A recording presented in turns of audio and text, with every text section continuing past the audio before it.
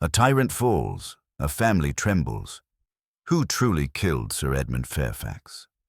Welcome to Shadow Files. I am your host, Cale. I love seeing our community grow. Tell me where you're tuning in. Your comments make this journey unforgettable. Let's begin. The great house of Fairfax Manor stood upon the edge of Surrey Heath, its ivy-clad stone walls tinged with gold from the last rays of a reluctant autumn sun. To the villagers below, it was both a symbol of wealth and a reminder of the old order, the kind of place where secrets nestled as comfortably as the silver in the drawing-room cabinets. On this particular evening, the Fairfax family had gathered for a celebration. Sir Edmund Fairfax, recently returned from a season in the south of France, had invited an intimate circle of friends and relatives to mark his 71st birthday. The occasion was not without its undercurrents. Sir Edmund, brusque and opinionated, had spent a lifetime cultivating enemies, both in business and at home. The drawing-room buzzed with restrained conversation. Champagne glasses clinked, the fire crackled, and a string quartet played softly from the corner. Guests admired the glittering display upon the mantelpiece. Among them, Sir Edmund's most treasured possession, a rare Fabergé egg acquired in his youth. Lady Constance Fairfax, his much younger second wife, moved among the company with a grace that belied her sharp eyes. There was Edmund's only son, Henry, his face drawn and pale from debts whispered about in the city. Beside him, Henry's wife Margaret, her smile, brittle as porcelain, concealed an anxiety that seemed to cling to her every word. Also present were Dr. James Whitmore, Sir Edmund's personal physician, Miss Lydia Grant, a distant cousin who had lived at the manor far longer than polite explanation permitted, and Colonel Arbuthnot, an old army companion, his mustache bristling with barely restrained irritation at Edmund's frequent boasts. As the evening advanced, tempers began to fray. A dispute arose over Sir Edmund's decision to sell a portion of the estate's woodland, a decision opposed bitterly by Henry, who declared in tones too loud for comfort that his father cared for nothing but profit. Sir Edmund, raising his glass, delivered the sort of withering retort for which he was famous. "Better profit than ruin, my boy. One cannot eat pride, though you've tried long enough." The room fell silent, save for the uneasy shuffle of feet. Lady Constance's hand trembled as she set down her glass. Dinner was served in tense quiet, conversation punctuated by sharp remarks and forced laughter. At length, the company retired once more to the drawing-room. Sir Edmund, fortified by port and his own self-assurance, declared he would retire early, citing fatigue. It was just past 10 when the guests heard a sharp cry echoing through the corridors, followed by a heavy thud. Rushing upstairs, they found Sir Edmund Fairfax sprawled upon the carpet of his study. His face was ashen, his body unnaturally still. Beside him lay the broken shards of the Fabergé egg, its jeweled shell shattered into glittering fragments across the floor. The physician bent down, but one glance sufficed. "He is dead," Dr. Whitmore murmured gravely. The room was suddenly filled with gasps, stifled sobs, and suspicious glances. Lady Constance fainted clean away. Henry stood rigid, as though struck dumb. The colonel muttered something about damned foul play, while Margaret clutched her pearls until the string nearly broke. And so it was that the household of Fairfax Manor, once bound by a brittle thread of civility, found itself bound instead by suspicion, fear, and a question that whispered louder than the storm rising outside the windows. Who had killed Sir Edmund Fairfax? For a few moments, no one moved. The ticking of the study clock seemed suddenly louder, like a tiny hammer in a cavern. Dr. Whitmore knelt and pressed 2 fingers against Sir Edmund's throat, then lifted an eyelid with a slow, professional gentleness.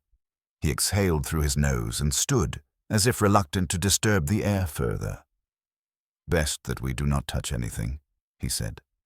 "Jarvis, close the door and draw the curtains. Mrs. Greeley, salts for her ladyship, if you please." The butler, tall and spare, obeyed without a word. The housekeeper hurried away, skirts swishing softly along the corridor.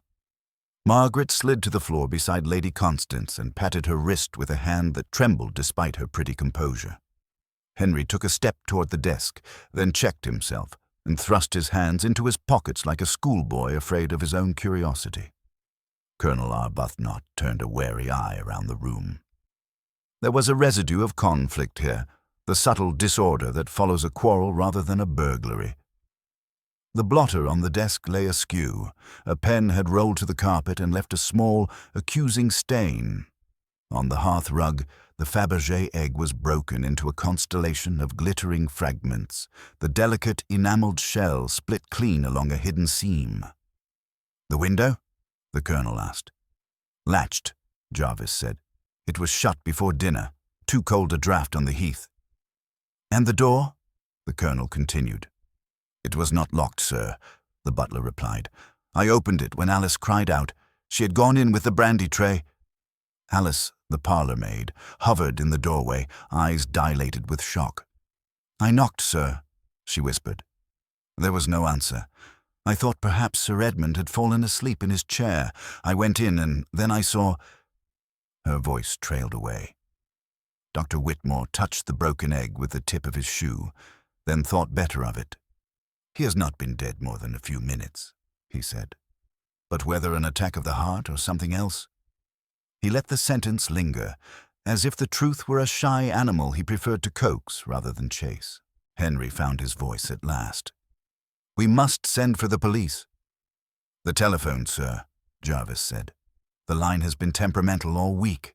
The storm will have finished it." "Then the motor," Henry snapped. "Bailey can drive to the village." The colonel nodded briskly. "Send him at once. No one else leaves. No one touches a thing." Orders traveled quickly through houses like Fairfax Manor.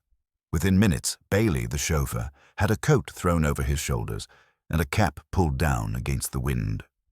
He set out across the spilling gravel with his head bowed, the beam of a hand lamp leaping like a restless ghost ahead of him. A gust slammed the front door in his wake and the house seemed to settle, listening. In the study, the circle tightened.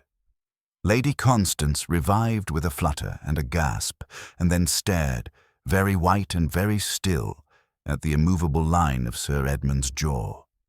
"He was well at dinner," she said softly. "He complained of nothing." Dr. Whitmore's mouth made a rueful line. "He has been a stubborn patient. There was weariness, a shortness of breath of late, but nothing, Lady Constance, that would have prepared us for this." Miss Lydia Grant stood apart, hands folded, her gaze not on the body but on the desk. "Sir Edmund despised interruptions," she murmured.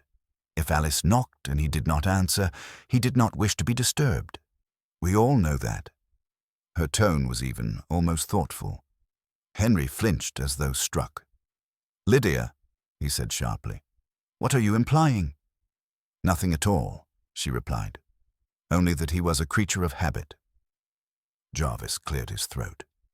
"If I may, sir, shall we gather everyone in the drawing-room and close this door until the authorities arrive?" The colonel approved at once. "Quite right, Jarvis. You, Whitmore, stay with me a moment. Henry, take your wife and Lady Constance below. Miss Grant also. Jarvis, count the staff. Every one of them. We will have a list." They withdrew like a tide, leaving the colonel and the doctor to exchange a look over the quiet figure on the carpet. "Heart?" the colonel said under his breath. "Possibly," Dr. Whitmore said. "But his face. Do you see the color? And there is an odor. Do you detect it?" He hesitated. "No, perhaps I am imagining things. The storm plays tricks with the nose." The colonel sniffed the air and shook his head. "All I smell is the brandy." "That too," the doctor said, almost to himself. Downstairs, the drawing-room had lost its shimmer. The quartet had departed before the rain set in. Their chairs stood vacant like the husks of a merrier hour. The fire hissed and spat as the wind found its crevices. Jarvis, a ledger open on the side table, called the roll in an even voice. Mrs. Greeley, housekeeper. Cook, Mrs. Hart. Alice, parlour maid. Robert, footman. Bailey, chauffeur. Gone to the village, Jarvis noted in the margin. Elsie, scullery maid. Gardeners and day labourers had left before dusk. The list was complete. Henry remained standing, one elbow on the mantel, his eyes on the carpet. Margaret took a perch on the edge of a chair and twisted a handkerchief between her fingers until it frayed.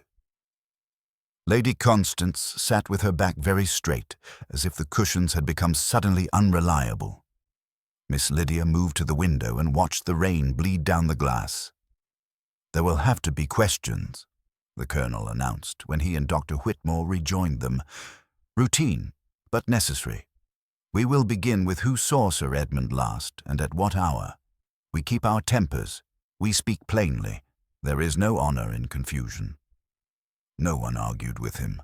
The authority of a uniform has a way of lingering, even when the jacket is exchanged for tweed.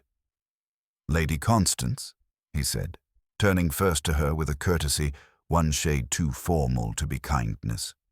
"You dined, and afterwards—" Her fingers fluttered to her pearls and fell away. "I came down with the others," she said. "We had coffee in here. Sir Edmund told me he was tired and would write letters in his study before bed. He kissed my hand and went up at 9:45. I remained for a little while. The music was soothing. Whom did you speak with?" "Mrs. Whitmore. Dr. Whitmore's wife is in Bath, you know." She stopped herself and coloured faintly. "I beg your pardon. I spoke with Margaret. We discussed the dessert." She made a helpless gesture, as if to apologize for the smallness of the detail. "Did you go upstairs after that?" "Number Y went to my room at 10 past. I had some correspondence to attend to." She lifted her chin. "Jarvis can tell you. I asked him to send Alice with the brandy to Sir Edmund at 10 precisely." Jarvis inclined his head. "That is correct." The Colonel made a mark in his pocket-book. "Mr. Henry Fairfax?" Henry did not move from the hearth. "I had a cigar on the terrace," he said. "It was raining, but not yet hard. I walked under the awning and tried to think." "Think about what?" "Business," Henry said. The word was flat and ungracious. "When I came back, I spoke with the Colonel in the library for 5 minutes. Then Alice cried out." The Colonel nodded. "He did." Margaret's turn came with a little start, as if she had not expected to be noticed, though nothing was farther from her mind. "I was in the music room," she said quickly. "Miss Grant and I played a little. Chopin, I think. The prelude in E minor. It was not long. We heard the Croix." Miss Lydia did not turn from the window. "It was Schubert," she said, "and we did not finish it." Margaret was preoccupied. She fumbled the left hand. I suggested tea. A flush rose in Margaret's cheeks. "I was tired," she said, more sharply than she intended. "And you, Dr. Whitmore?" the Colonel asked. "In the library, as Henry has said. I was reviewing some medical journals that Sir Edmund had taken an interest in. He liked to imagine himself consulted." A wryness flickered at the corner of his mouth. "I was interrupted by the commotion. I followed at once." "Jarvis," the Colonel said, "you were the first to respond?" "Yes, sir. I heard Alice cry out and I ran from the corridor to the study. The door was ajar. Sir Edmund was on the floor. I sent Robert to fetch Dr. Whitmore and told Alice to fetch the lady. I closed the window latch. It was rattling." "You closed the window?" Dr. Whitmore said, looking up sharply. Jarvis did not flinch. "Yes, sir. The curtains were blowing and I thought it indecent. I did not touch anything else." The Colonel's pencil paused. "You observed the egg on the floor?" "It was broken when I entered. Sir Edmund prized the thing. I remember thinking that he would be angry." A silence seeped into the room like damp. The broken egg had to them a sting beyond mere ornament. Sir Edmund's pride had been shattered with it, and pride does not break without a human hand nearby. Margaret stirred. "It is only a bauble," she said with a small, unconvincing laugh. "Perhaps he knocked it over in a faint." "Perhaps," Miss Lydia said. Her voice was unreadable. The minutes lengthened. The storm intensified and then, abruptly, waned to a steady hiss against the stone. Jarvis, who had gone to the door to listen for the motor's return, reappeared with a grave face. "Bailey is back, sir," he said to Henry. "The lane beyond the copse is flooded. He could not pass. He tried the lower road and a branch is down across it. He says it will be morning at the earliest before the village can be reached." "So we are a house surrounded by water and wind," the colonel said. "Very well. The more reason for candor." Henry gave a bitter little laugh. "You make it sound like a siege." "Not a siege," the colonel said. "A pause. We use it." Dr. Whitmore moved to the sideboard and looked at the coffee service with a faint frown. "Who poured Sir Edmund's brandy?" "I did," Alice said from near the door. "Lady Constance asked me to take it up. A small one. He preferred it in the heavy glass with the square base." "Did he drink brandy after port?" the doctor asked quietly, more to himself than to the girl. "He did when he wished to sleep," Lady Constance said quickly. "It soothed him." "It is not for me to contradict you," Dr. Whitmore murmured. He did not touch the cups, but he looked very hard at them. Miss Lydia turned from the window at last. "Sir Edmund kept a small key," she said. "On a chain. He was careful of it. He told me once that men who own little are careless, and men who own much are superstitious. I do not see the chain." Henry stared. "What key?" "To the wall safe in his study," she said. "Behind the sketch of the heath. He had the habit of taking the key from his waistcoat and placing it under the egg in the evenings. He said it amused him to keep one treasure under another. Tonight the egg is broken, and the key is not on him." "It might be in his pocket," Henry said. "Possibly," Miss Lydia replied. "But his pockets have been examined in the past by a tailor. There is no hole in them." She spoke as one quoting a household anecdote. It had the ring of a truth told often enough to become furniture. The colonel's eyes sharpened. "That is very observant of you, Miss Grant." "I observe because there is little else to do here," she said, and because Sir Edmund enjoyed being observed. It reassured him. Jarvis looked uncomfortable. "If there is a key missing, sir, it can be accounted for in the morning." "In the morning," the colonel repeated, and it was not an echo so much as a weighing. "We shall sit together until then, I think. People get into mischief when they wander." Henry shifted. "Must we be treated like criminals in our own home?" "No," the colonel said. "Only as sensible people who are not above the accidents of fear. If this is a natural death, we will hold hands and grieve. If it is not, an hour's prudence will not harm us." They acquiesced, each according to temperament. Lady Constance, with a shrug that meant resignation, had been taught to her early. Margaret, with a small shiver that she pretended was cold. Henry, with a glare that could not decide whether to be defiance or defeat. Miss Lydia, with an unreadable patience. Jarvis stationed himself by the sideboard. Robert stood near the door like a carved figure. Alice sat on the edge of a footstool and kept her eyes on her folded hands. Time encouraged whispers. They came in small clusters, a remark at the fire, a murmur by the window, a question addressed to no one in particular because the answer would be too revealing if given to someone. The colonel, who did not believe in eavesdropping but believed in hearing, let the currents move and made no attempt to dam them. It was Margaret who returned, unbidden, to the matter of the egg. "He told me it was a symbol," she said in a voice that wanted to be light. "Something about rebirth and the Russians. He laughed when he said it. I do not know if he meant it." "Sir Edmund meant most of what he said," Miss Lydia answered, "though not always when he said it." Dr. Whitmore stood near the hearth, his head tilted as if he were listening to a patient's chest. "He was amused by ritual," he said. "The egg, the key, the brandy at 10 o'clock. A man convinces himself he is safe by placing familiar objects between himself and chance." "And yet chance found him," Henry muttered. "Did it?" the colonel asked, and the mildness of his tone made several glances lift to him at once. The door opened and Bailey came in, rain shining on his shoulders. "No luck, sir," he said to Henry. "Water up to the hubs by the copse. I'll try again at first light." "Thank you," Henry said stiffly. "Dry yourself in the kitchen." Bailey glanced, not covertly, at Jarvis. He had the look of a man who has seen a thing he has not yet decided whether to tell. Jarvis gave him the smallest nod, and the chauffeur disappeared. "Jarvis," the colonel said, his voice congenial, "when you closed the study window, did you notice the curtains?" "They were blowing in, sir." "Any mark upon them?" Jarvis considered. A small tear on the hem. "It may have been there before. Mrs. Greeley would know." "It is of no great moment," the colonel said, and if he lied, it was with the benignity of a man smoothing a tablecloth, while noting the stain beneath. The fire settled. The clock on the mantel chimed the half-hour after 11.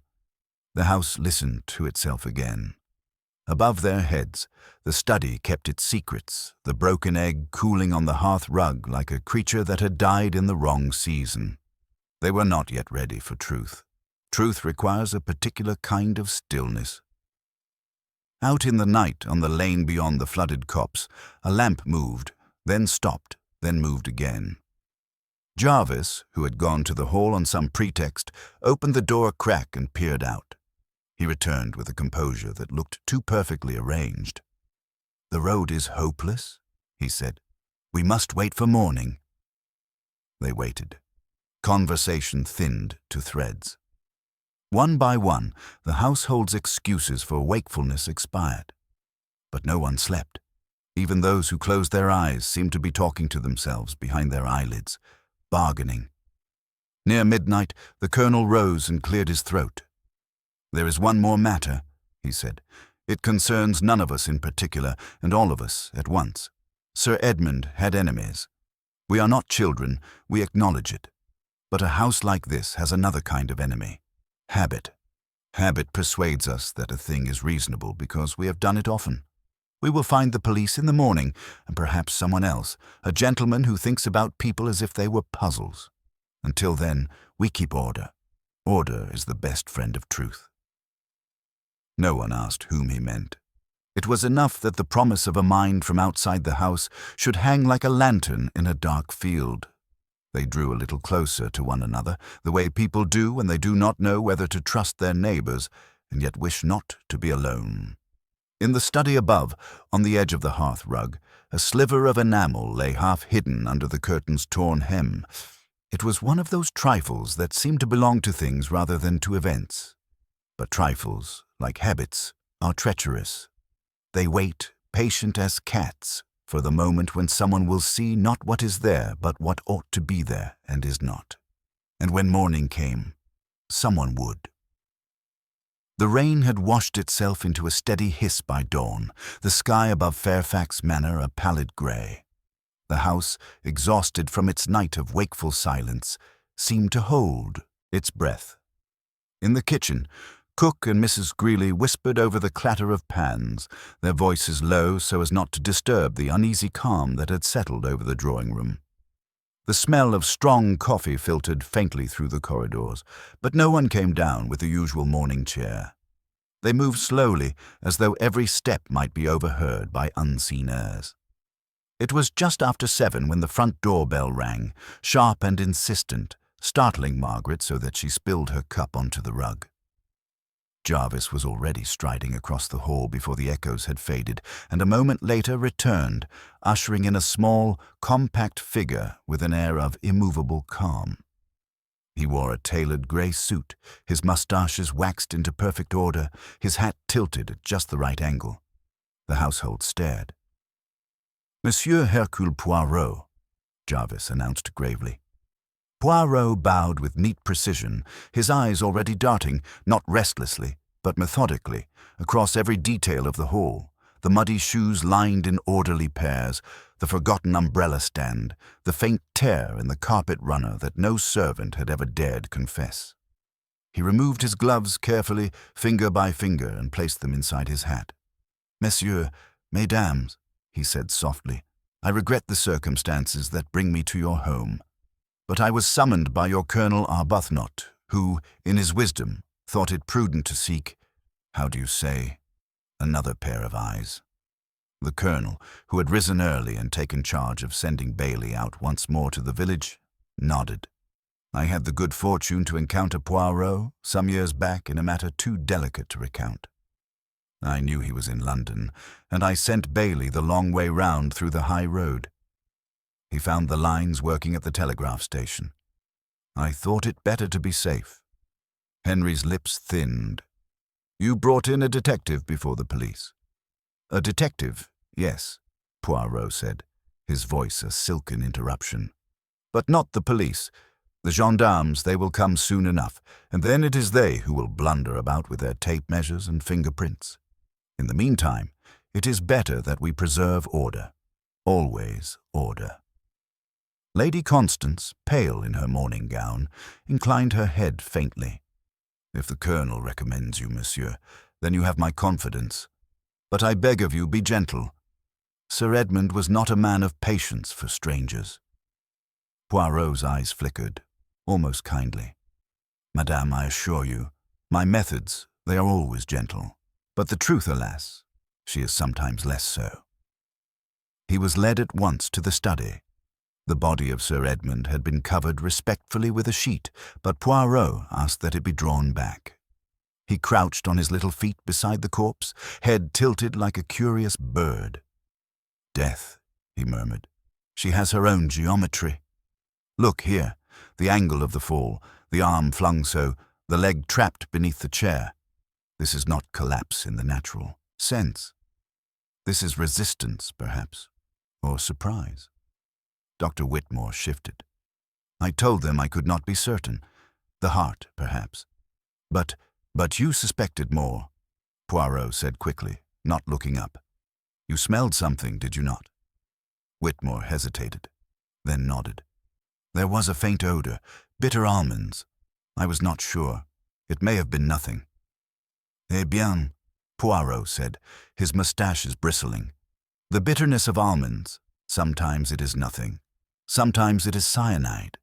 It is a question of degree and of the little details." He rose, brushed an invisible speck from his sleeve, and moved to the desk.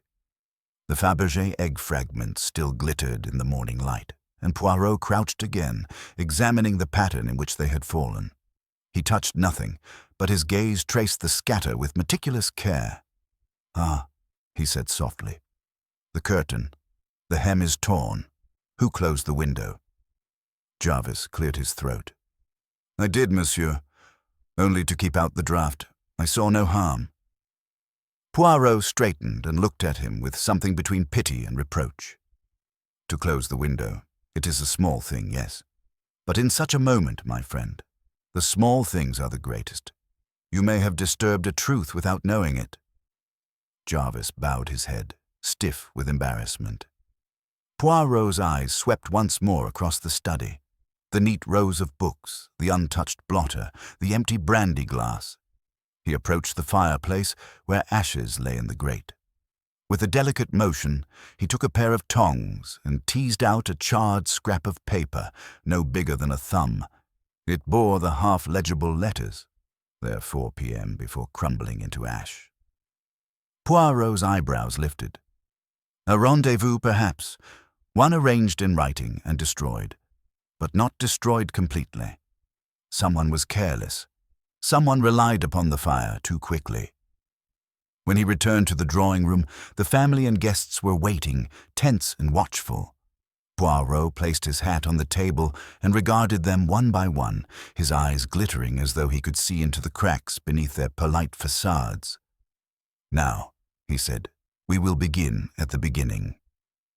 Each of you will tell me, in the smallest detail, your actions last night. Not only where you were, but how you felt, what you noticed. For it is in the small things, the color of a glance, the silence where there should be speech, that the truth hides." Henry scowled. "We have been over all this with the colonel already." "Oui, monsieur," Poirot said serenely. "You have told what you thought necessary. Now you will tell what is unnecessary. That is the difference between an account and a confession." They began reluctantly, one by one. Lady Constance repeated her tale of retiring to her room to write letters, but Poirot pressed her. Whom had she written to? She faltered. "A cousin," she said, "in Devon." Poirot smiled as though to say, "We shall see." Henry repeated his claim of walking on the terrace. Poirot asked, "And you smoked, yes? Where is the cigar butt?" Henry frowned. He had thrown it into the shrubbery. Poirot made a small, satisfied noise. Margaret wrung her hands as she described playing the piano with Lydia. Poirot asked which prelude she played and when she stumbled. Was it Chopin or Schubert? He looked at her with such penetrating gentleness that she flushed crimson. Dr. Whitmore told his version again, clinical and unruffled, but Poirot asked what journal he had been reading. The doctor hesitated. "A medical review from Paris," he said. Poirot's eyes gleamed, but he said nothing further. Miss Lydia alone seemed calm. She spoke of the music room, of tea, of her quiet observation. Poirot leaned closer to her and murmured, "Mademoiselle, you have a gift for details. You noticed the key, n'est-ce pas? This key, was it spoken of last night?" Lydia tilted her head. Sir Edmund liked to speak of it. He enjoyed parading his little habits. He said at dinner he would soon need to open the safe to review certain papers. That is all. Poirot sat back, steepling his fingers. "And yet, the key is missing." A silence fell, deeper than the storm outside. Every eye flicked to another, then away. Poirot allowed the moment to stretch before speaking again. "Messieurs et mesdames, you see how it is. A man of wealth and power is dead, his treasure broken, his key gone, his family uneasy, and each of you have something to gain or something to lose." Lady Constance trembled. Henry clenched his fists. Margaret pressed her hand to her throat. Whitmore smoothed his mustache. Lydia's expression did not flicker. Poirot leaned forward, his voice soft but cutting. "Do not mistake me. I accuse no one, not yet. But remember this. Murder is never merely in the act. It is in the mind. The weapon may be poison or the blow of the hand. But before that, always, there is the thought, the motive."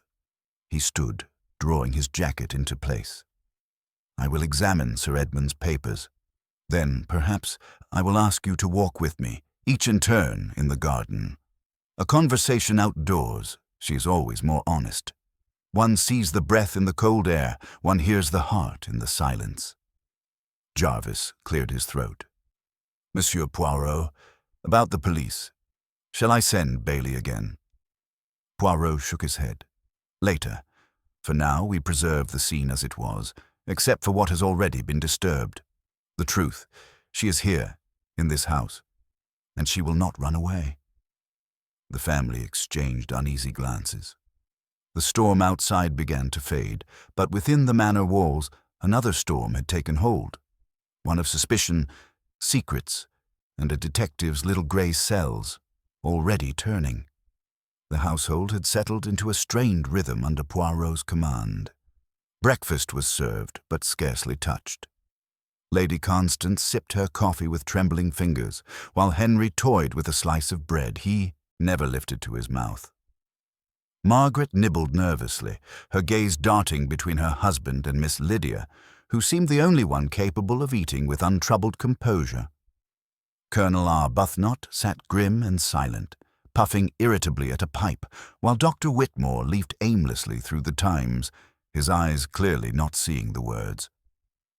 Poirot himself, seated slightly apart, arranged his eggs with surgical neatness upon his plate.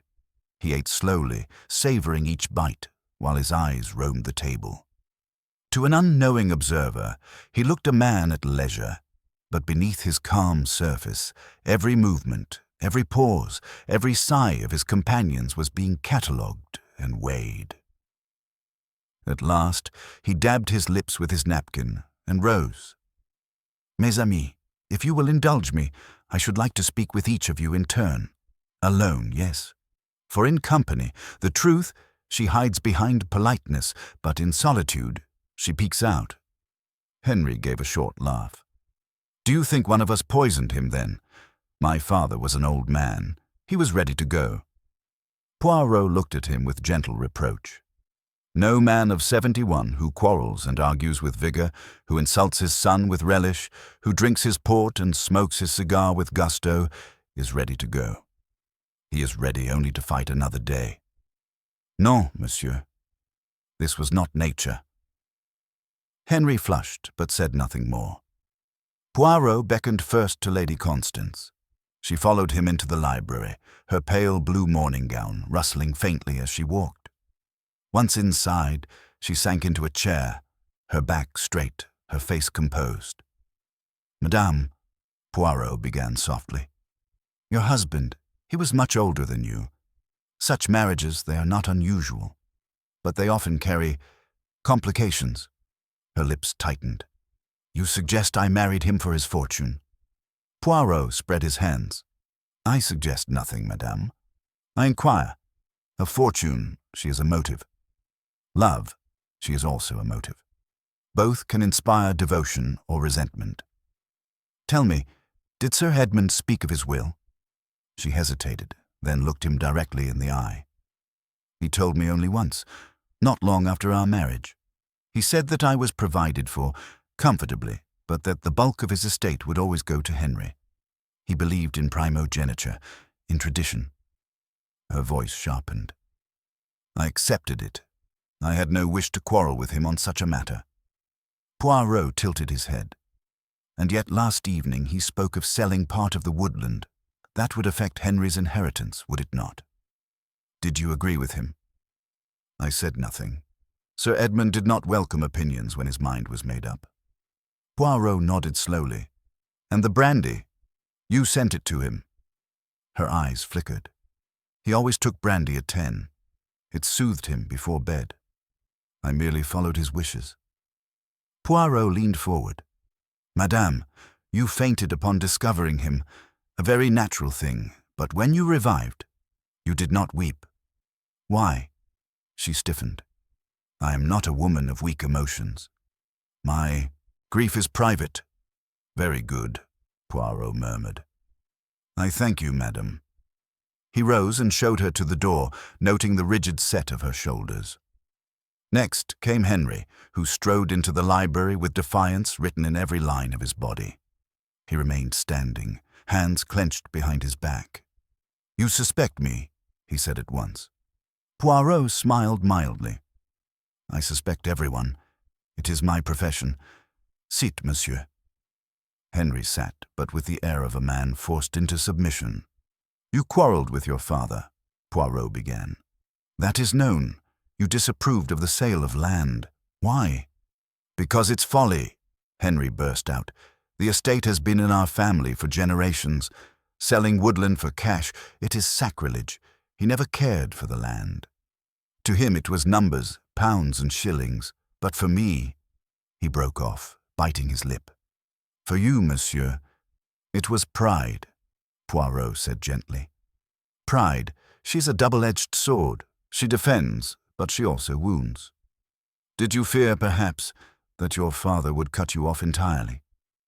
Henry's jaw tightened. He threatened it often enough. But he would not. He enjoyed dangling the threat. It made him feel powerful. And yet, if he did decide truly to disinherit you. Henry looked away. Then I would have nothing. Margaret and I. He stopped, then muttered, You know my affairs. They are no secret. I owe money, too much. But I am not a murderer. Poirot regarded him with sympathy. Monsieur, many men tell themselves they are not murderers, until necessity whispers otherwise. He leaned back. Tell me of your cigar. Where is it? Henry blinked. I told you. I threw it in the shrubbery. Poirot's eyes narrowed slightly. But you see, I've had Jarvis look this morning. No cigar. The storm, she was strong, but not so strong as to blow away the ash and butt of a cigar. Perhaps, monsieur, you did not smoke at all." Henry flushed scarlet. "I did. Perhaps it washed away. Must every trivial thing be evidence?" "Every trivial thing, yes," Poirot said softly. "That is the essence of detection." He waved a hand. "You may go." Margaret entered next, pale and nervous. She clasped her handkerchief so tightly that her knuckles whitened. "Madame," Poirot said gently, "you played the piano with Miss Lydia. Tell me, what did you feel in those moments?" Her lips trembled. "I felt distracted. My husband and his father had quarreled. I knew Henry was angry, and when he is angry—" She faltered. "Yes," Poirot prompted softly. "He becomes reckless," she whispered. "I was afraid. Not of violence, but of what he might say, what damage he might do to himself." Poirot studied her closely. "You are devoted to him." Her eyes filled. "Of course. He has his faults, but he is my husband. I would not see him ruined." Poirot tapped his fingers together. "Yet you were uncertain whether it was Chopin or Schubert you played? Such a thing. It is not easily forgotten by one who plays." "Why the confusion, madam?" She flushed. "Because I was not concentrating. My hands trembled. Lydia was critical, as always. I felt humiliated." Poirot's gaze softened. Humiliation, too, she can be a motive. "But let us not leap, no. One step at a time." Dr. Whitmore came next, brisk and professional. "I tell you again, Poirot, it may have been the heart. I cannot yet be certain." Poirot nodded. "But you smelled the almonds?" The doctor sighed. "Yes, a faint trace. But I could not be sure. It might have been imagination." Poirot leaned forward. "Doctor, you read a journal last night." "Which one?" The doctor hesitated. "A French review." Poirot's brows lifted. "You speak French?" "Well enough to manage medical texts," the doctor said curtly. Poirot said nothing further, but his eyes gleamed. Miss Lydia entered last. She sat calmly, folding her hands. Poirot regarded her with interest. "You notice everything, mademoiselle," he said. "You saw the missing key. You observed the piano error. You are a woman who watches. Tell me, what else did you see?" She tilted her head. "I saw Lady Constance watching Margaret more than usual. I saw Henry pacing, restless. I saw Sir Edmund's hand tremble as he raised his glass of port. And I saw you, monsieur, arrive this morning, and already you have unsettled them all." Poirot chuckled softly. "Touché, mademoiselle.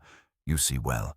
But tell me, why do you remain here, in this house, as a poor relation? Surely you have better prospects elsewhere." Her eyes hardened briefly.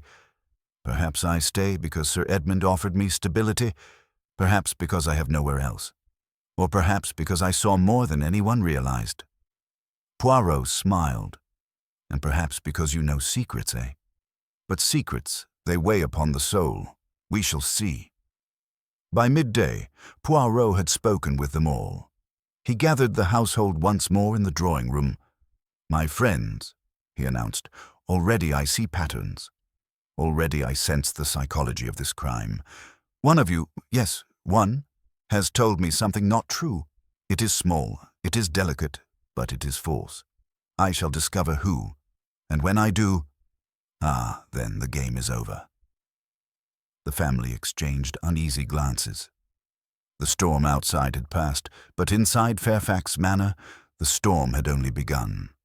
And though Poirot gave no name, suspicion had already begun to coil itself like smoke around Henry Fairfax. The quarrel, the debts, the missing cigar, they painted a picture too convenient, too obvious. The colonel muttered that the case was solved. Margaret wept softly. Lady Constance dabbed her lips with her handkerchief, but Poirot, in the corner, shook his head ever so slightly. For him, the obvious was never the truth, and his little grey cells told him that beneath the surface a deeper deception waited to be revealed.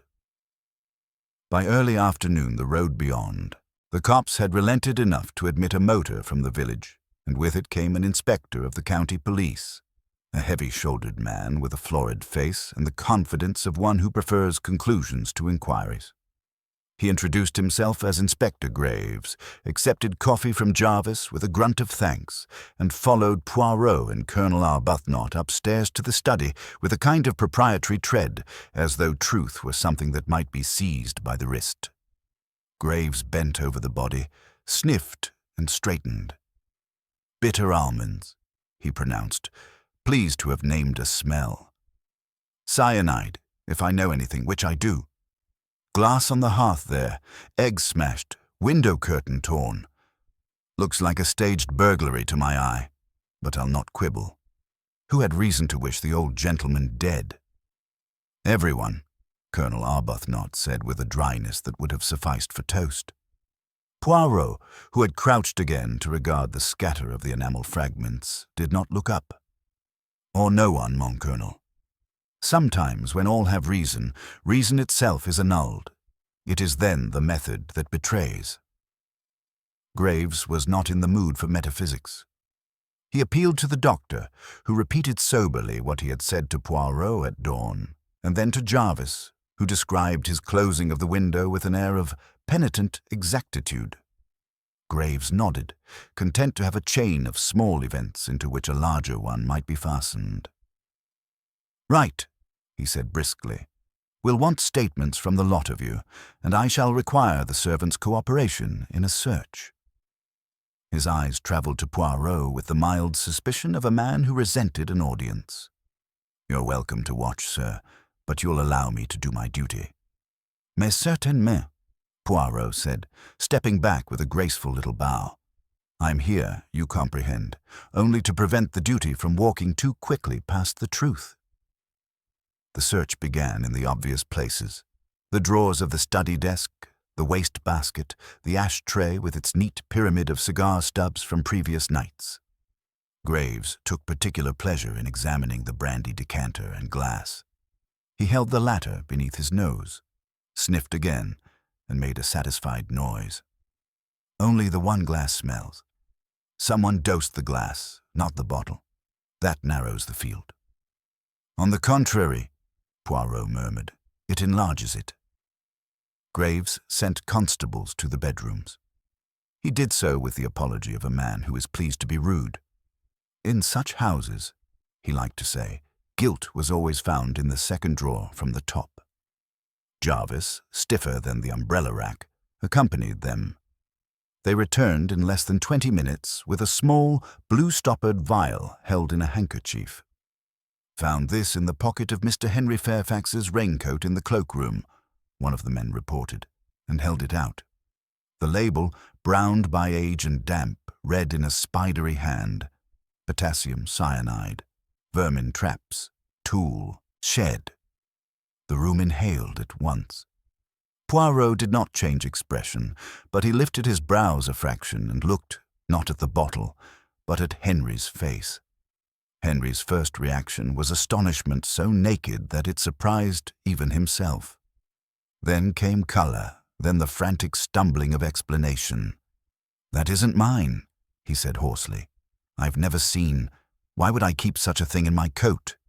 "Because you used it," Graves said, and the satisfaction of a man whose theory had found a chair was unconcealed. "You dosed the glass, you went out to smoke, and you waited for the poison to take hold. You quarrelled with your father, you're up to your neck in debt, you've everything to gain." "I did not." Henry's fist struck the table and made a spoon leap. "Ask Jarvis. I told him to send the brandy at 10, as usual. I never went near the study." Jarvis's face was pained. "Mr. Henry spoke to me in the hall, sir. That is true. He said, 'Send the brandy now.'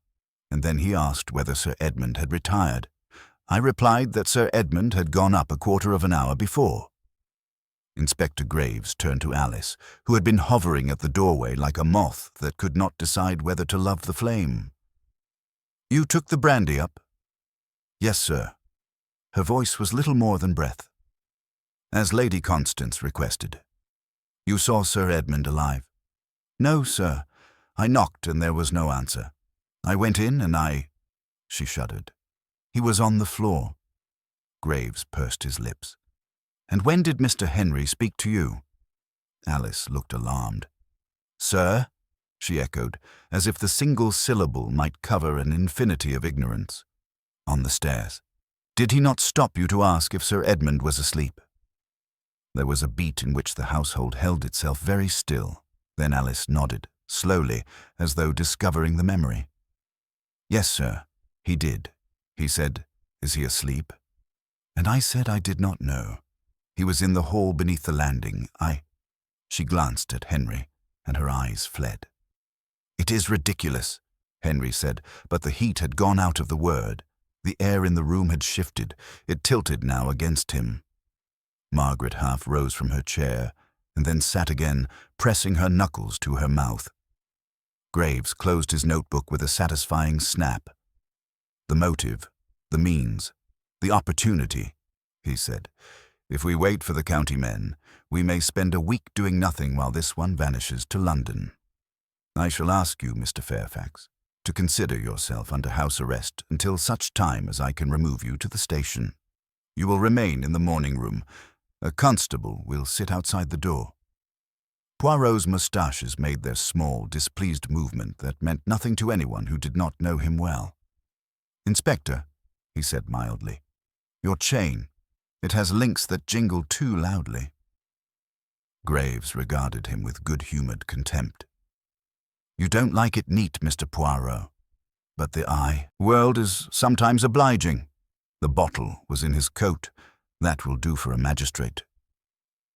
The bottle, Poirot repeated, as if the word were a pebble that he turned with his toe. Permit me to look. He took the handkerchief with the skill of a man who avoids both contamination and discourtesy and lifted the stopper. He did not sniff.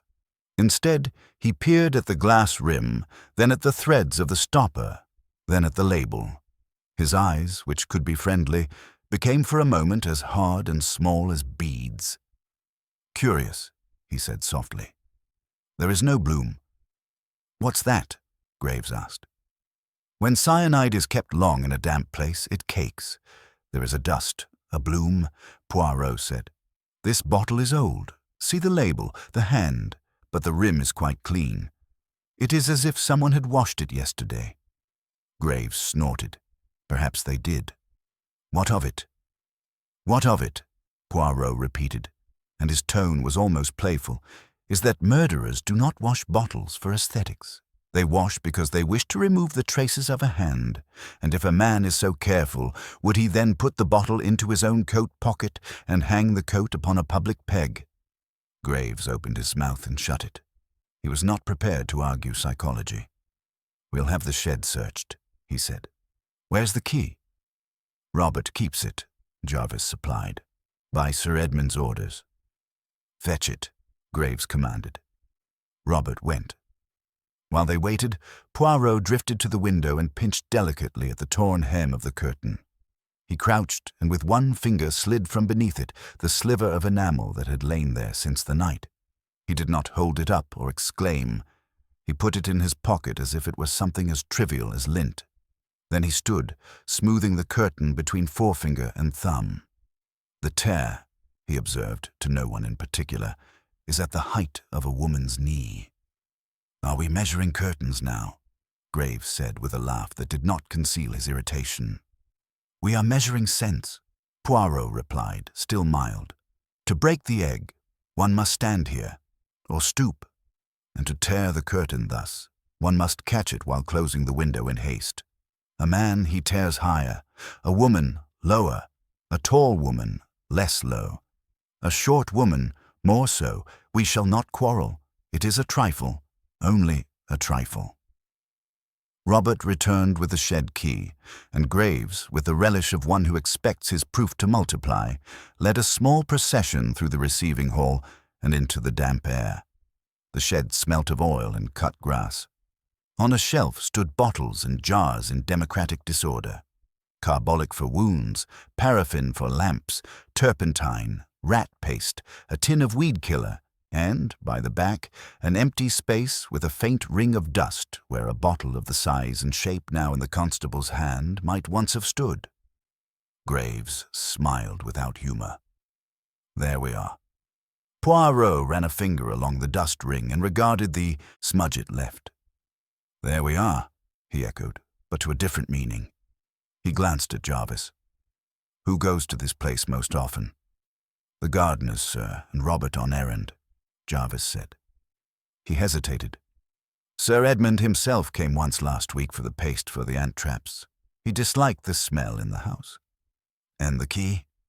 On a hook in the pantry, Jarvis replied, accessible to any servant on duty. Donc, Poirot said softly, it is the democracy of temptation. Graves, who did not care to be led into an orchard of maybes when he had already plucked an apple, waved everyone back inside. He deposited Henry in the morning room with a constable at the door and turned to the business of form. We'll need to search your bedroom, Mr. Fairfax, he said, already moving towards the staircase. Henry, white with a rage that had nowhere to go, flung out his hand in a gesture that meant both surrender and disgust. Do as you please, he said. There is nothing there. There was, however, a key.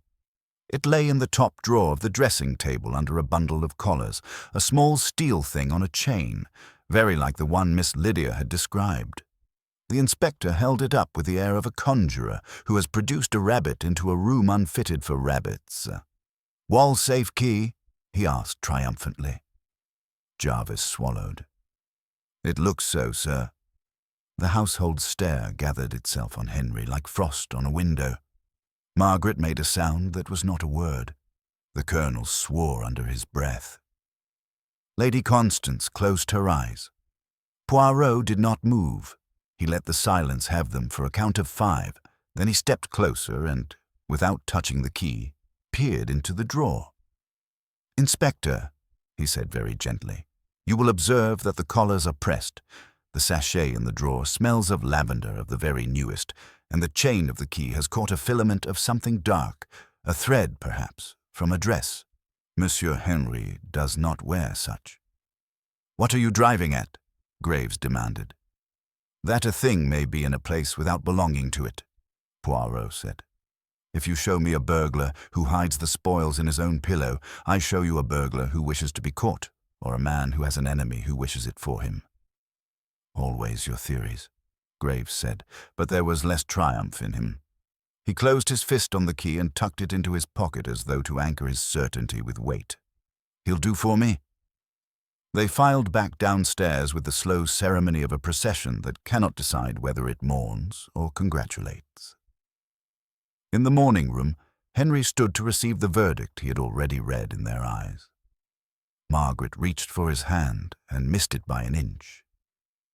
Miss Lydia, as ever, appeared composed, but there was a minute glitter of interest in her gaze that caught Poirot's notice.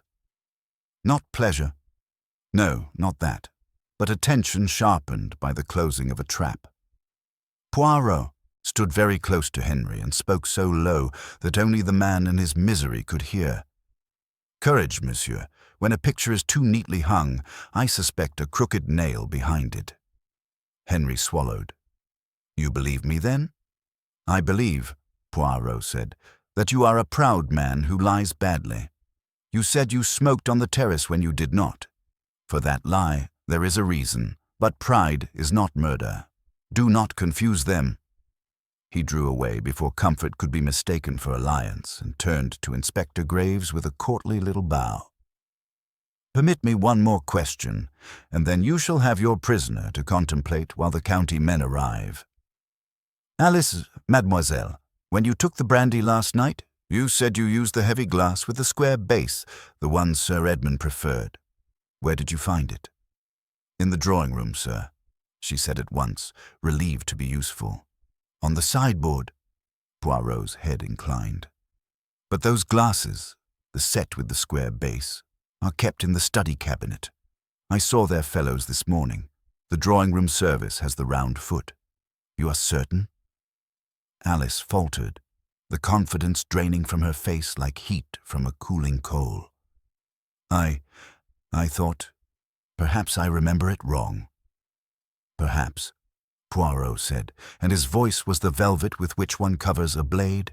Or perhaps you poured the brandy in the study from the decanter that already stood there, and you saw Sir Edmund alive. That is not a crime, mademoiselle, but a lie. She is a seed that grows. Alice trembled. Lady Constance made a small movement, protective or warning. It was difficult to tell. Dr. Whitmore looked at the ceiling as if it were a patient whose chest he could listen through plaster. Inspector Graves cleared his throat and reclaimed command.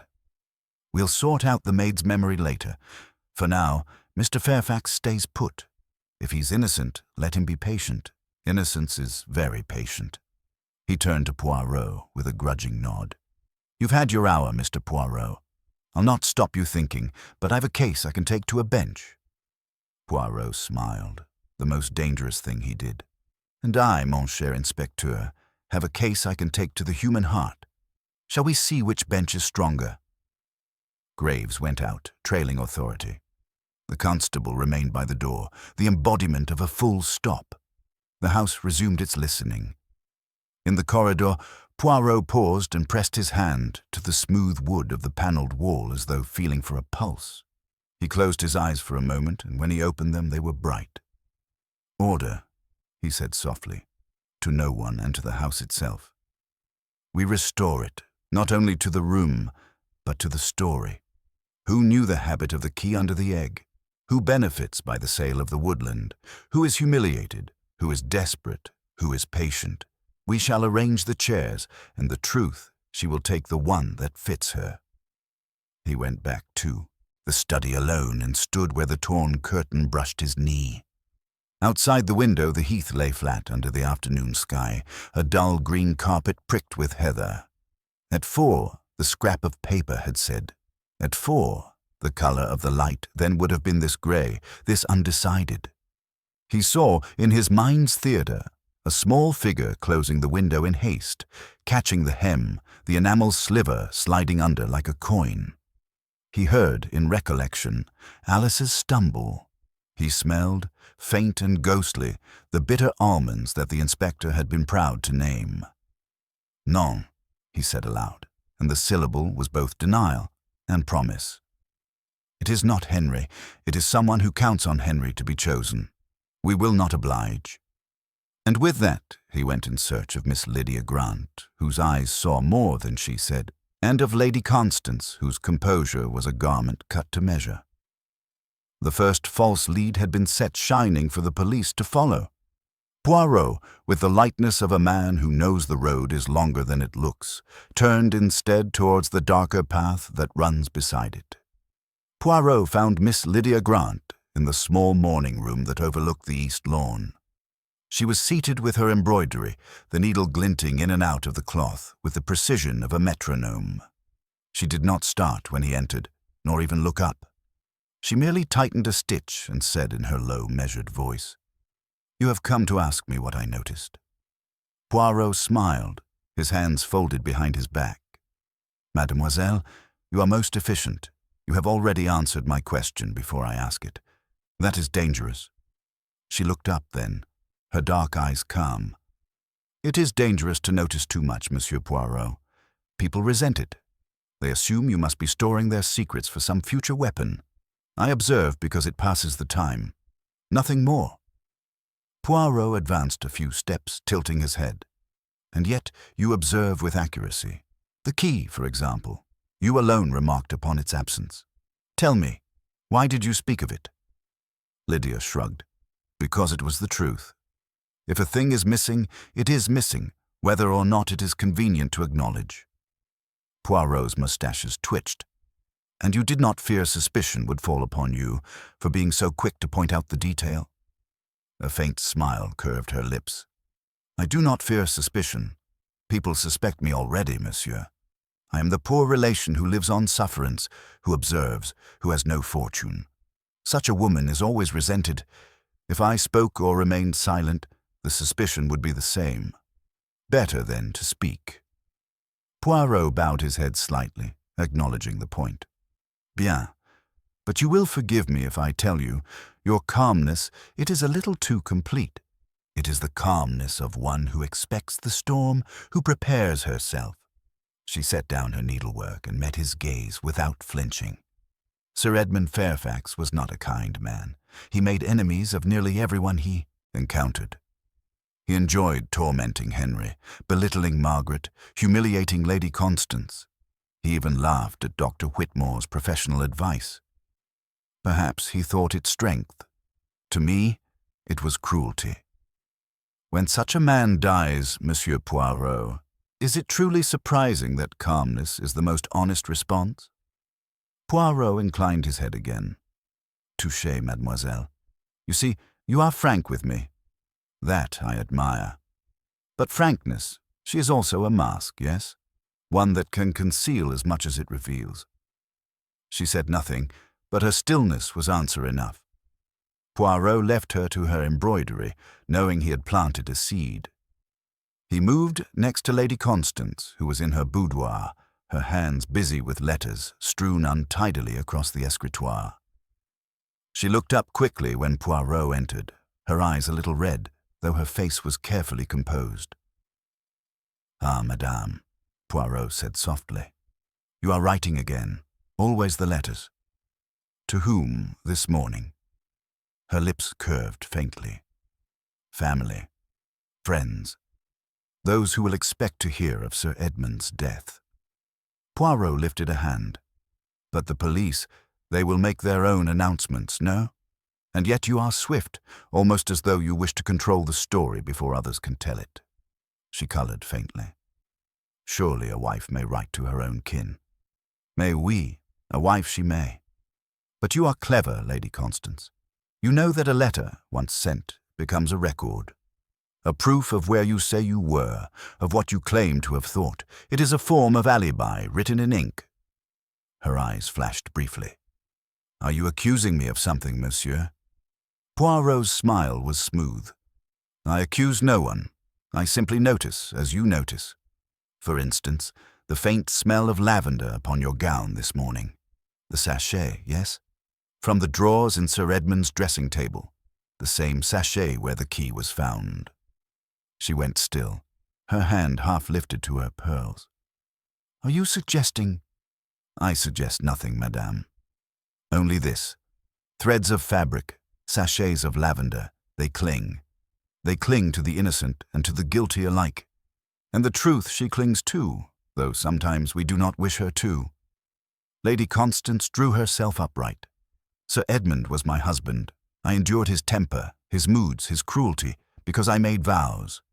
If you wish to paint me as a schemer, you will have to do better than lavender." Poirot bowed politely. "Perhaps I shall. But lavender, she's not so feeble as you think." He left her with that ambiguity and descended once more to the drawing-room, where the colonel paced impatiently before the fire. The old soldier looked up with relief. "Thank heavens you're here, Poirot.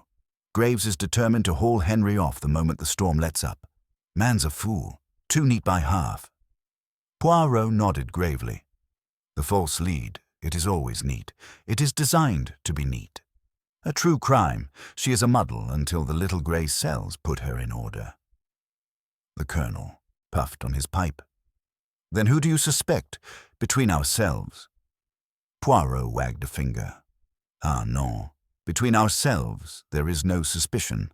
There are only possibilities. But consider, mon colonel, to plant the poison, to place the key in Henry's drawer, to ensure the bottle is found. It is a mind both bold and meticulous. That is no accident. That is design." "Someone in this house, then?" Poirot gave a small smile. "But of course. And yet, someone who counted upon the quarrel, upon Henry's debts, upon his foolish pride. Someone who knew the habits, the brandy at 10, the egg concealing the key, the letters before bed. These are not the knowledge of a stranger." The colonel frowned.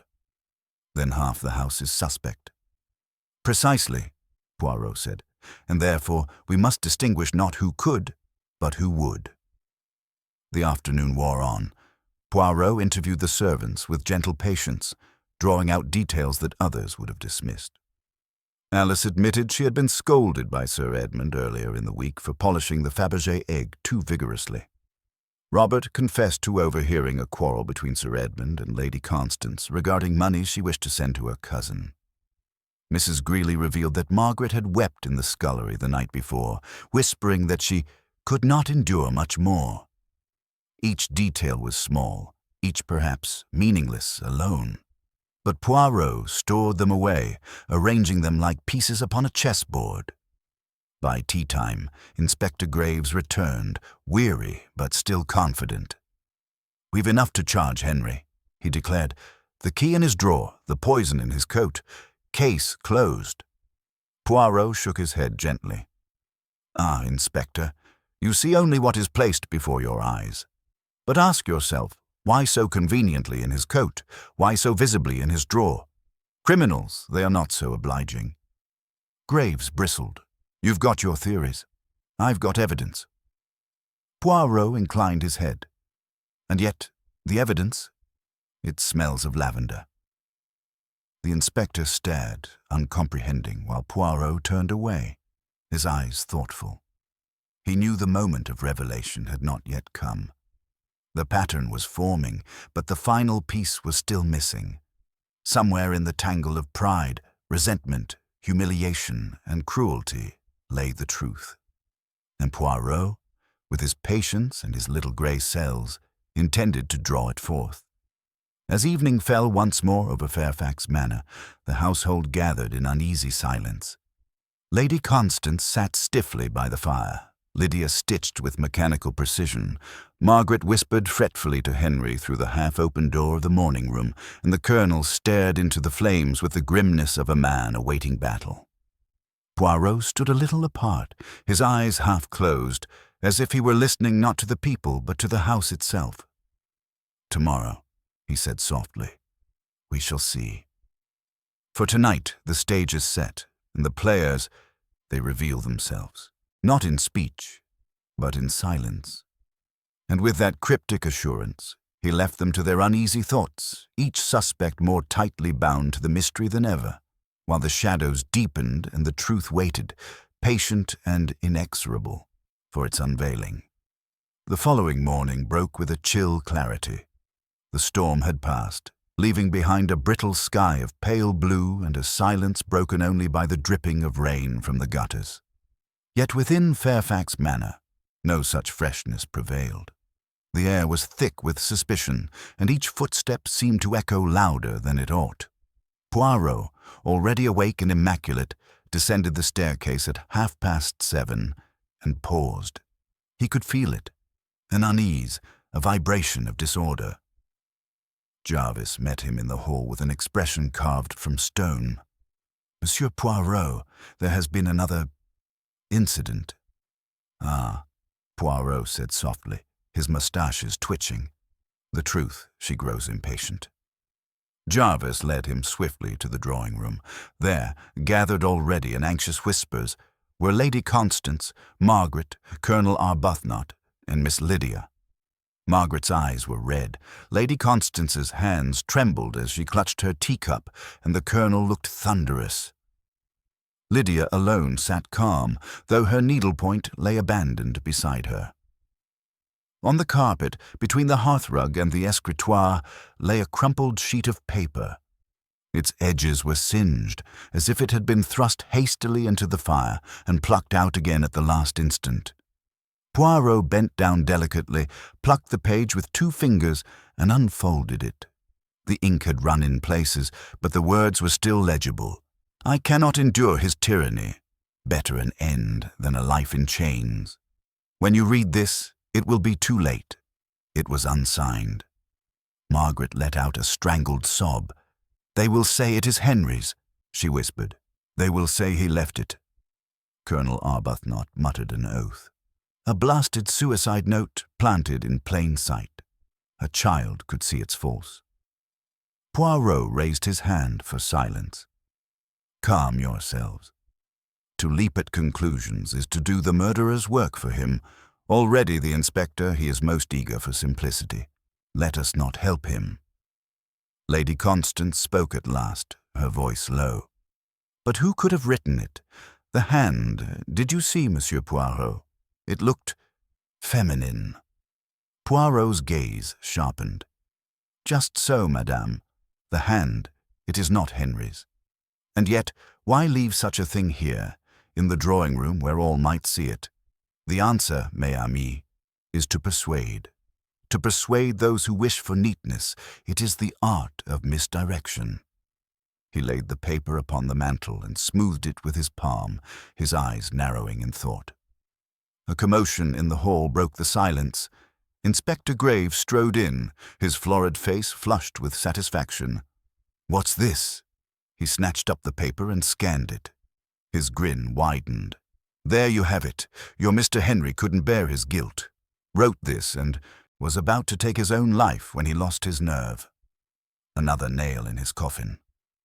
Poirot looked at him steadily. "Or another nail hammered by the hand of someone else, Inspector." Graves waved him off. "A note is a note. It proves intent. That's enough." "Pardon? Non," Poirot said sharply, his voice suddenly hard. "A note proves only that a pen has touched paper. To whom it belongs, that is another question. And the timing, why appear now, after a night in which the room was empty? Because someone placed it this morning, when the household stirred." The colonel nodded vigorously. "He's right, Graves. If Henry wrote it, why burn it halfway? Why leave it to be found? Doesn't add up." Graves scowled, but said nothing further. Poirot folded the paper again with meticulous care and slipped it into his pocket. "We will not argue now. Instead, we will search. Not for great clues, no, but for the little ones. Because a lie, she leaves always a trace." He began at once with the study. The body had been removed during the night, but the room remained closed. Poirot moved slowly about, his hands clasped, his eyes sharp. At the desk, he knelt once more to examine the ashes in the grate. With the tongs, he teased out another fragment, this time a piece of envelope, the faint remains of a crest still visible in red wax. "Ah," Poirot murmured. "Sir Edmund burned correspondence before his death. But why? Letters. They are witnesses that do not speak unless one silences them. This, too, is part of the design." From the corner, Lydia's calm voice spoke. She had followed him quietly. Perhaps he wished to destroy evidence of his cruelty. Poirot turned, or perhaps another wished to destroy evidence of his knowledge. He gave her a long, searching look. She met it steadily, without flinching. Later, in the boudoir, Poirot found Lady Constance again at her letters. He lifted one envelope gently. The handwriting matched the suicide note almost perfectly. The same rounded loops, the same slant. "Madame," Poirot said softly, "you have a very distinctive hand." Her face paled. "Are you accusing me?" "I accuse no one, but it is interesting, is it not, that the note of despair resembles the writing of the wife who claims composure?" She trembled, then set her chin defiantly. "I did not write that note. Anyone could have imitated my hand." "Perhaps," Poirot said, "but imitation, she is rarely perfect. This one, however, she's near enough to be persuasive. Too near. I think of this, madame, and I wonder who had access to your letters, to your hand upon the page." Lady Constance pressed her lips together and would say no more. The day dragged into a tense afternoon. The constable kept watch on Henry, who protested his innocence to anyone who would listen. Margaret visited him twice, her face streaked with tears. The colonel prowled the corridors like a restless sentry. Lydia sewed and said little, though her eyes never missed a movement.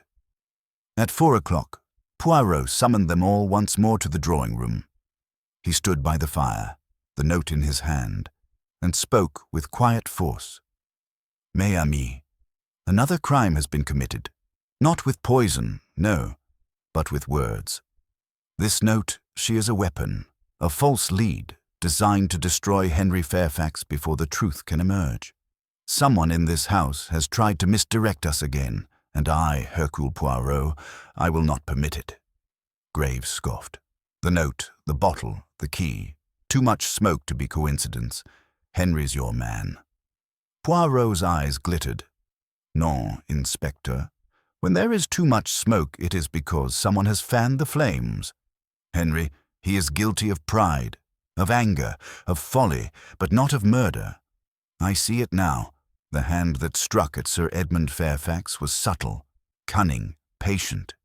It was a mind that understood psychology, not brute force. That, my friends, is the true enemy we face." The silence that followed was heavy, each suspect stiffening in their seat, each calculating what Poirot might have seen, what he might already know. And in that silence, Poirot smiled, a small, almost indulgent smile.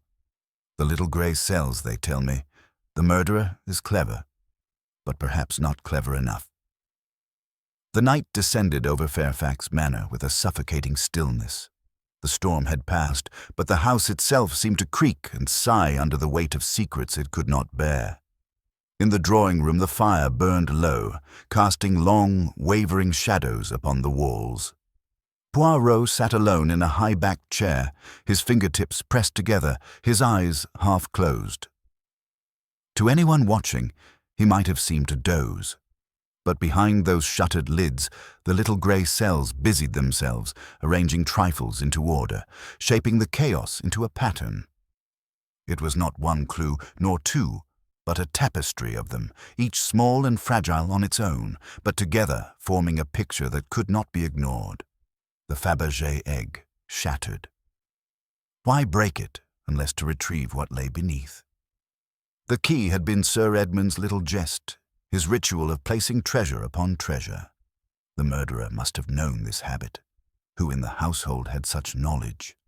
Not the servants, save perhaps Jarvis, whose discretion was armor against gossip. No, it was among the family, those closest to Sir Edmund's whims. Poirot murmured aloud. To kill a man is one thing. To arrange his humiliation after death, to plant a key in his son's drawer, to tuck poison into a coat pocket. Ah, that is theatre. That is psychology. The suicide note returned to his mind. The rounded hand that mimicked Lady Constance's letters. Too perfect an imitation and timed too neatly, placed in the morning when discovery was certain. Poirot tapped his fingers together. It is the second false lead. The hand that planted the bottle has also planted the paper. Always, always the same design. He rose, pacing, the room in small, careful steps. The curtain. Torn at a height not of a tall man, but lower, where a woman's knee might brush in haste, and under it the fragment of enamel. A trifle, yet it spoke volumes. The egg had been broken at the moment of the window's closing. The killer had moved with urgency, careless of cloth and curtain, intent only upon concealing or arranging. Poirot paused before the fire, staring into the flames. The psychology, it is all. Sir Edmund Fairfax was a tyrant. He controlled with threats, with humiliation, with cruelty. But the blow that killed him, it was not delivered in rage. It was planned, deliberate, precise. And so, who in this house possesses patience? Who hides behind calmness while others fume and fret? He thought of Henry, rash and loud, his lies transparent. Margaret, anxious, humiliated, trembling with devotion. Lady Constance, brittle, proud, too obvious in her grief. The Colonel, straightforward, blunt, incapable of deceit beyond a soldier's bluff. Dr. Whitmore, professional, but easily provoked. And Lydia with her watchful eyes, her quiet observations, her refusal to be shaken. "Ah, mademoiselle," Poirot whispered, "you are the still water, and still water, she hides the depth." Yet Poirot did not leap to his conclusion. For truth, she must be certain, beyond doubt. He recalled a saying of his youth, "Order and method, Hercule, order and method." He resumed his seat and began to write in his small notebook, setting down each fact in turn. First, the poison, found in Henry's coat, but the bottle washed clean. No trace of long use. Planted, surely. Second, the key, discovered in Henry's drawer, beneath sachets of lavender from Lady Constance's room, but the chain bore a filament of dark thread. Not Henry's. Third, the suicide note. A clumsy forgery, too perfectly mimicking Lady Constance's hand. Placed to misdirect, and the fourth one, the curtain. Torn low, suggesting haste, and the fragment of the egg beneath, evidence of a woman's touch. Last, the brandy. Alice claimed she fetched the square-based glass from the sideboard, yet those glasses belonged to the study set. She lied, or was told to lie. Poirot sat back, gazing at his list. Voila. Each piece she points away from Henry, and yet all are arranged to point toward him. That is the work of a mind determined not merely to kill, but to destroy. A soft tap at the door interrupted his thoughts. It was Margaret, pale, her hands twisting in her skirt. "Monsieur Poirot," she whispered, "I cannot sleep. May I speak?" "Mais oui, madame. Come." She sank into a chair opposite him, her face weary. "You must believe Henry. He did not kill his father. He is reckless, yes, but not a murderer. Please tell me you do not think him guilty." Poirot regarded her gently. "Madame, I think your husband is innocent of this crime. But innocence of crime does not mean innocence of folly. He lied to me about his cigar. He hides something." Margaret's eyes filled.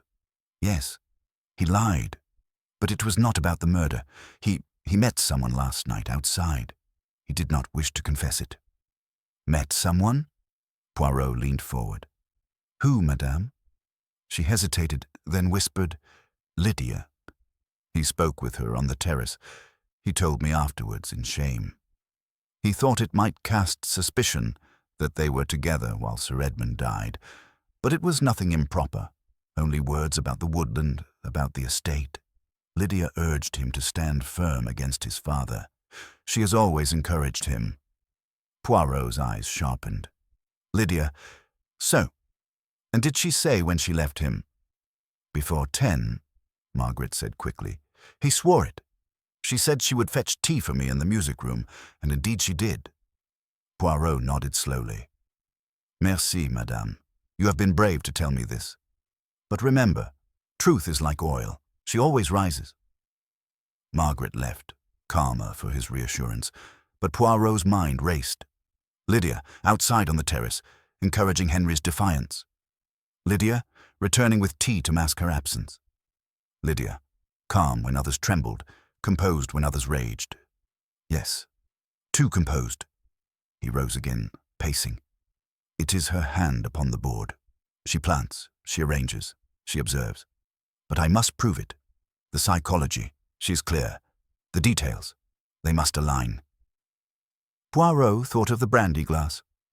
Alice had lied about where she found it. Was it possible Lydia had instructed her? A subtle word, a guiding glance. Alice was young, impressionable.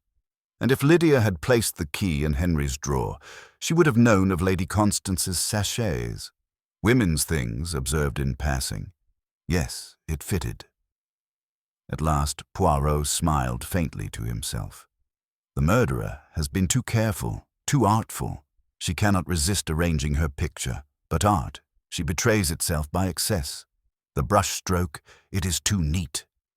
He closed his notebook with a snap. Tomorrow he would summon them all. He would lay out each step, each trifle, until the design stood revealed. And then, the calm mask of Miss Lydia Grant would shatter. For now, he allowed himself a moment of reflection, gazing into the dying fire.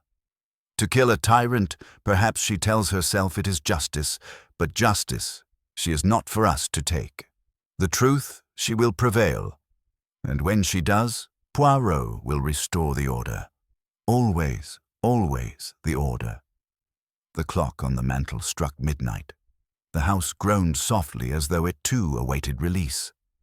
Poirot rose, extinguished the lamp, and retired to his chamber, His mind was clear, the path before him certain. The final gathering, the confrontation, it was close now, and Poirot, with his little grey cells sharpened to a razor's edge, was ready. Tomorrow all masks would fall. The next morning dawned sharp and pale, a brittle frost lacing the lawns and hedges about Fairfax Manor. The household gathered with reluctance, summoned by Poirot's quiet but commanding request.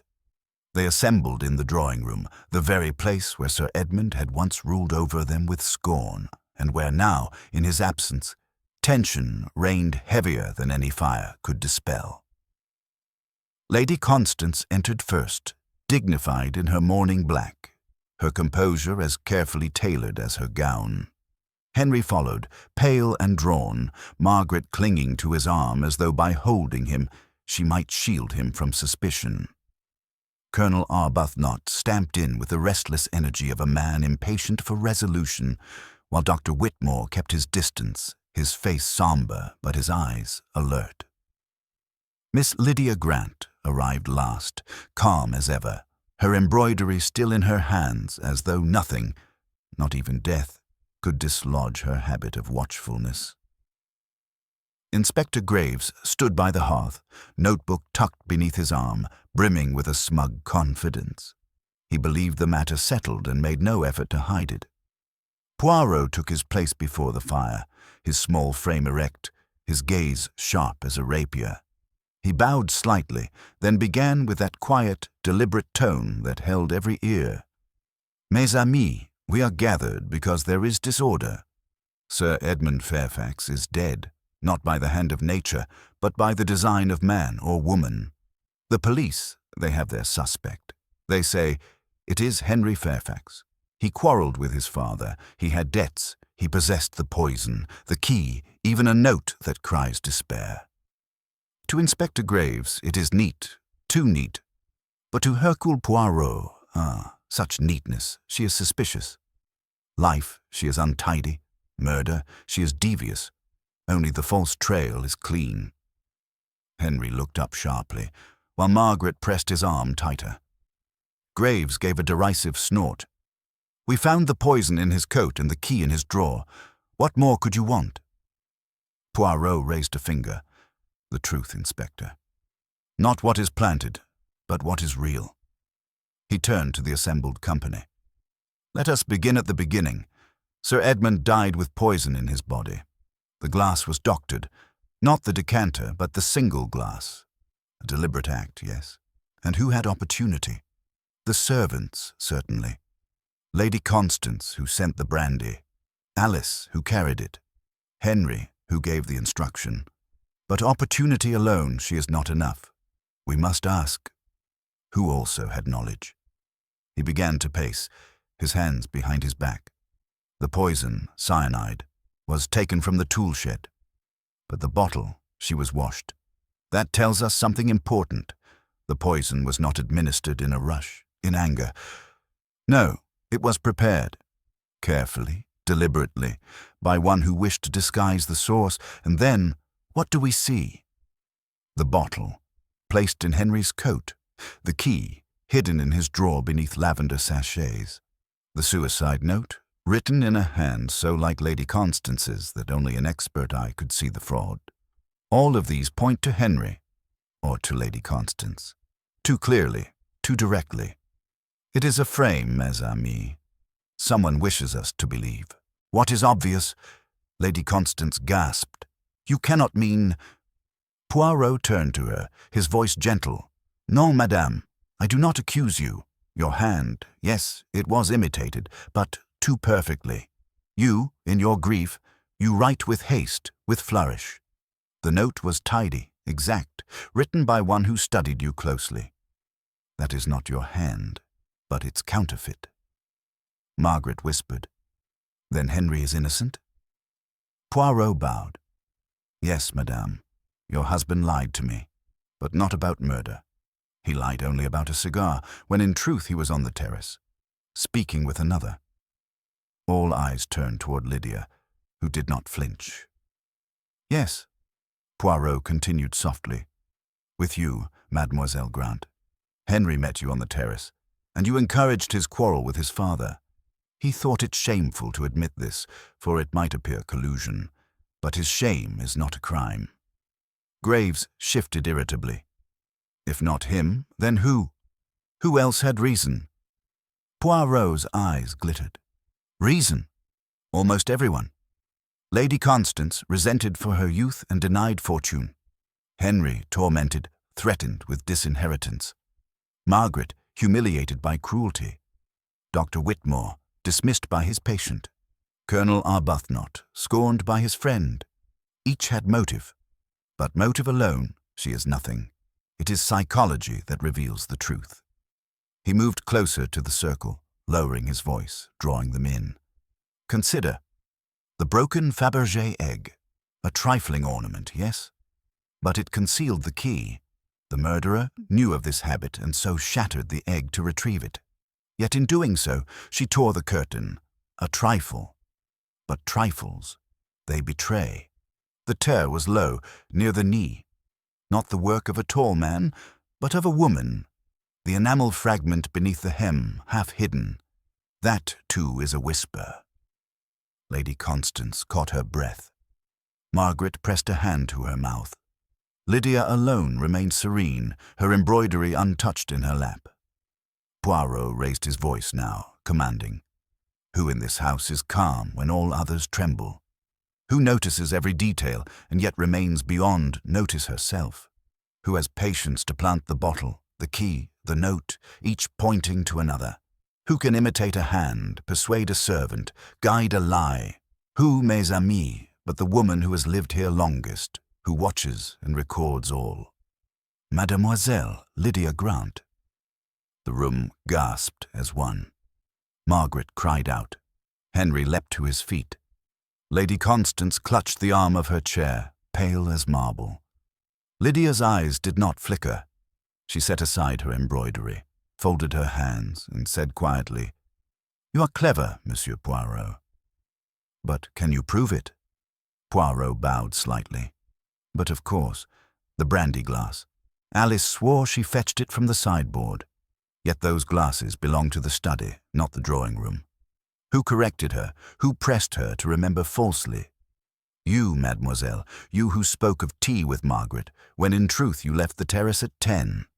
You had time, ample time, to go to the study, to prepare the glass. And the suicide note? It bears the rhythm of your embroidery. Steady, deliberate, without haste. A forgery, yes, but in its perfection, it reveals you. Finally, the filament upon the chain of the key. A thread from a dark dress. You wore black last night, mademoiselle. Henry did not. For the first time, Lydia's composure trembled. A shadow flickered across her face. Poirot pressed on.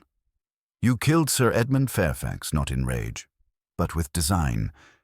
You wished to punish his cruelty, to avenge years of humiliation, perhaps your own, perhaps others. But you also wished to destroy Henry Fairfax, to place the crime upon his shoulders. You are clever, yes, but cleverness, when it is too neat, betrays itself. The silence that followed was unbearable.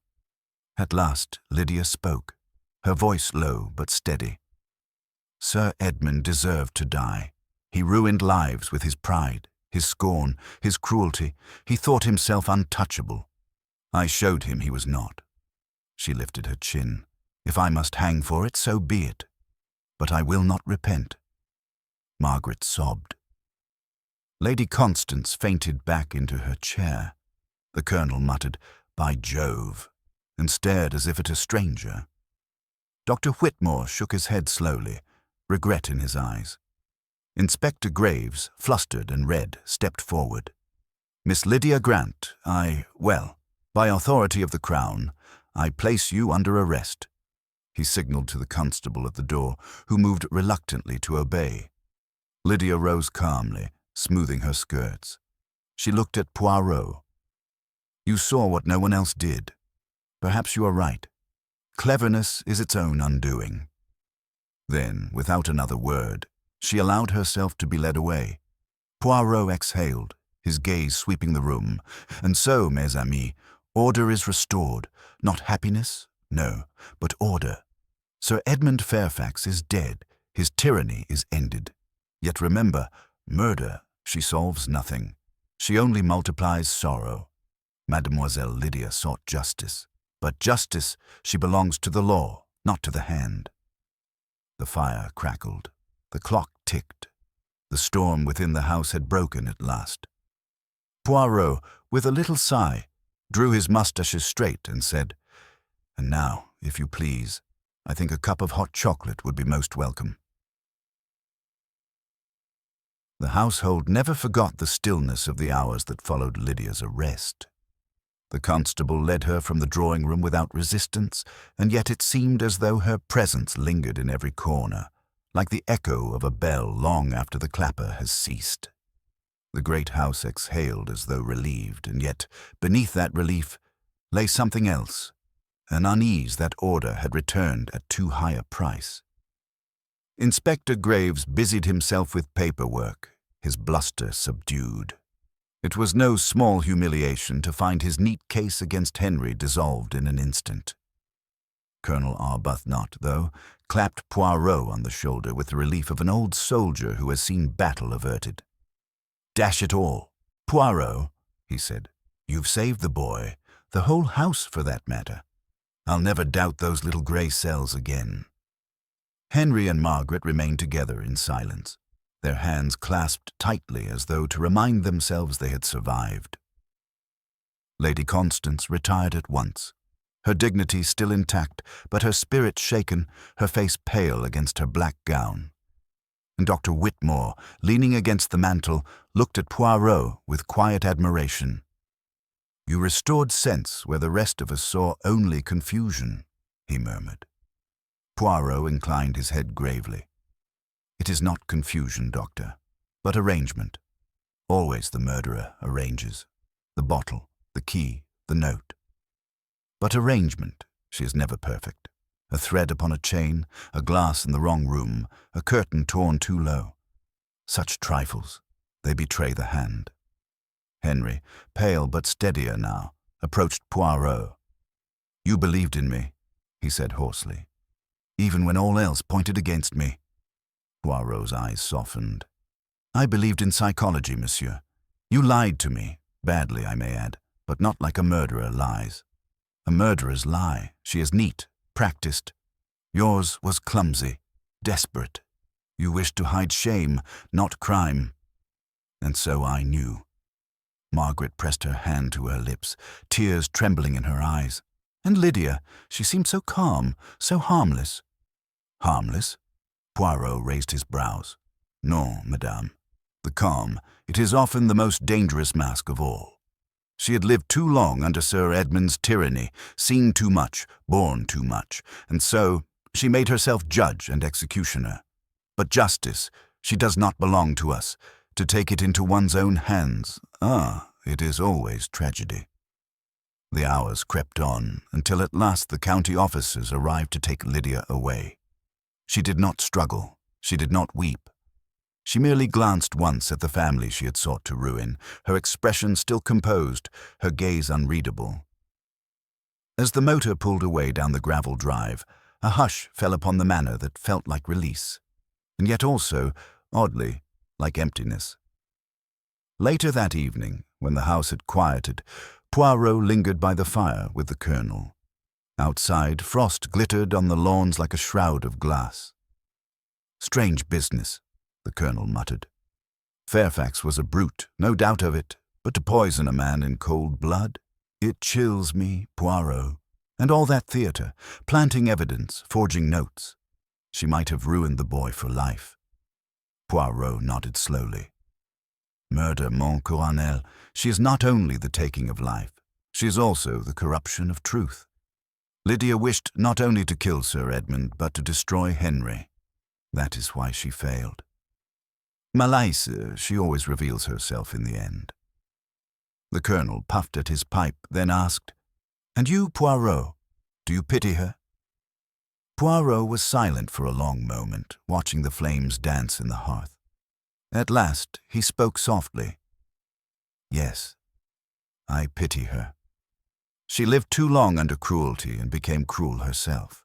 She wished for freedom, but chose the wrong path. Always, it is so, when order is broken by violence, it cannot be mended with more violence, only with truth. The colonel looked at him sidelong. And you've restored order. Poirot allowed himself the faintest smile. Way, order and method, always they prevail.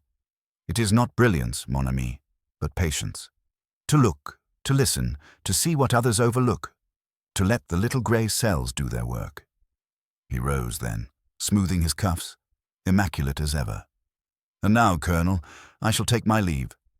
Surrey is beautiful in the frost, but I prefer the warmth of my rooms in London. Besides, there is chocolate waiting for me. The colonel chuckled, shaking his head. Only you, Poirot, could speak of chocolate after murder. Poirot paused at the door, his eyes twinkling with quiet irony. Why not, mon colonel? Murder reminds us that life is fragile, and because it is fragile, we must savor its small pleasures. To deny ourselves order and delight, that, too, would be a kind of crime. With that, Hercule Poirot departed Fairfax Manor, his step precise, his moustaches immaculate, leaving behind a house forever altered, its secrets dragged into light. And those who remained could not help but feel that they had seen not only the end of a tyrant, but the triumph of a small Belgian with little grey cells and a very great sense of order.